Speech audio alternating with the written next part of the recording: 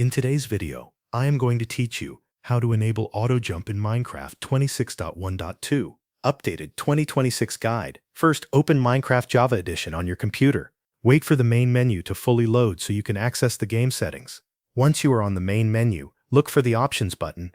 Click on Options to open the settings area where Minecraft lets you adjust gameplay, controls, graphics, and accessibility features. After the Options menu opens, find Accessibility Settings and click on it. This section includes features that help make the game easier and more comfortable to play. It is also where you can manage the auto jump setting. Inside Accessibility Settings, tap or click Controls if that appears as a separate section in your version.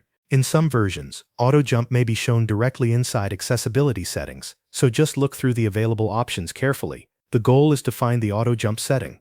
Once you see auto jump, check whether it is currently set to off. If it is off, click the setting to switch it to on. As soon as it changes to on, auto jump is enabled. With auto jump turned on, your character will automatically jump when moving toward a block that can be stepped over. This can make movement feel smoother, especially when you are exploring terrain, walking through villages, or traveling across uneven ground without needing to press the jump key every time.